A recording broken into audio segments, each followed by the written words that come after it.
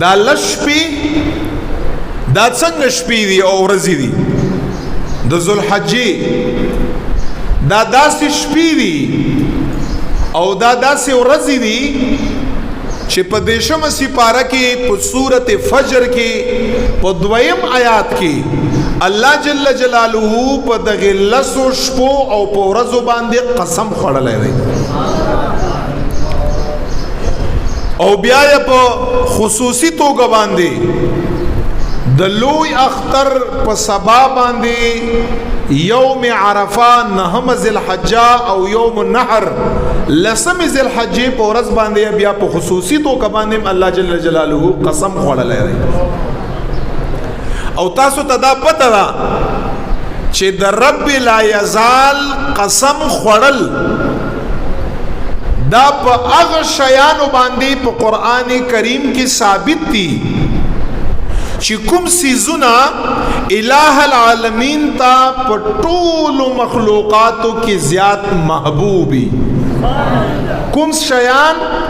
رب لا یزال تا په مخلوقاتو کې د ټولو نه زیات خوښ وي زیات ورته قریب وي زیات ورته نږدې زیات پر رب باندې ګرانی زیات یا د الله په نس باندې قربت او مرتبه او درجه او فضیلت او ثواب وي په هغه شیانو باندې په قران کې وګوره رب لا یزال په خپل باندې قسمونه خوړلي دي د حضور مبارک په مخ باندې قسم خوري رب می والضحى ځکه چې په ټولو مخلوقاتو کائناتو کې رب ته محبوب مخ د چا دی مخ مبارک د حضرت رسول الله دی صلی الله علیه وسلم رب قسم پی خوري ځکه چې رب ته محبوب دی په زلفانو باندې قسم خوري ځکه رب ته محبوب دی د حضور علیہ السلام په عمر باندې قسم خوري ځکه رب ته محبوب دی په کلی باندې قسم خوري ځکه چې رب ته محبوب دی په رسالت باندې د حضور مبارک په کتاب باندې مې رب قسم خوري ځکه دا ټول شیونه مې د حضور علیہ السلام رب لا یزال ته محبوب دی او خوښ دی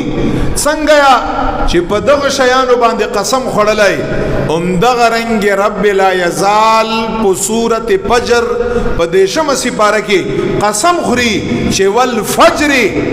زما د قسمی د لوی اختر په سبا باندې وليال 10 او زما د قسمی رب فرمای د ذوالحجې اولنۍ لس ورځې او شپې رب می فرمای په هغې مې قسمی والوتر ما د قسمی په طاق باندې طاق نه مراد 9 ذوالحجه